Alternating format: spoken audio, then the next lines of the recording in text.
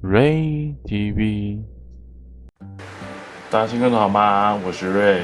大家还记得我上次有跟大家这个两用的读卡机了嘛？那我今天要跟大家介绍一个这个也是一样是绿联的公司的产品。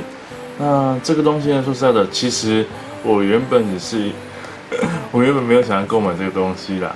那后来为什么想要购买？第一个原因是这两个，当初他们在 PC 上面有做一个活动，你任选两个就打9折的活动了。然后呢，最主要是这个价格刚好还距离免运有一小段距离，然后这个刚好又不贵，然后刚好这个我也用得到，所以我就顺手把它买了。那为什么会想要买这个东西呢？因为我的桌机啊有点问题，就是它可能在电流音上如果我的桌机接耳机的话呢，它的电流音就比较明显，比较没有那么舒服。那网络上看到呢，大家有推荐说，像用这一种 USB 的音效卡之后呢，就可以解决这方面的问题了。当然了，我还没有试，所以我不知道。那这个东西呢，我也是第一次买，但就想说简单跟大家做个简单开箱。它的用途呢，我觉得除了像桌机上可以用的话，笔电也是蛮方便的。因为我们目前的笔电啊，大部分都是只剩下一个耳机孔而已嘛。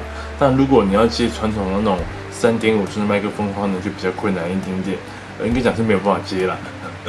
因为之前有时候你把它接那种3.5，然后1对2，我上次有试过，买了大概3个都不适用。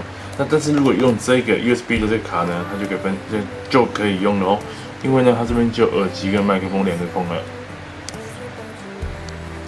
对，那接下来我们就进行一个简单的开箱吧。那打开呢是这样子，它是一个前面有一个卡其色小盒子，然后呢往这边打开，里面呢很简单的，就是盒子里面就有这个东西而已。然后它是用一个，看这个，算是有点环保的那个材质的一个袋子。那这个可以撕开，也可以也可以再重复粘起来。里面呢很简单，全部只有这样子而已。一个 USB 插孔，USB 插孔。然后呢，这个上面一样有他们公司的 logo 绿联。然后呢，上面有一个红色跟绿色的插孔。那正常来讲呢，绿色是指耳机孔，然后呢，红色是指麦克风孔。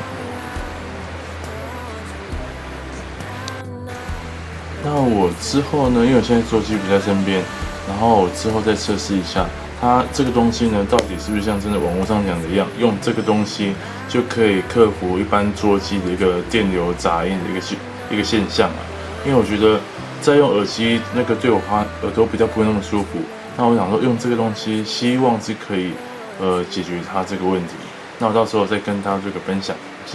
那今天开箱就到这边喽，谢谢大家。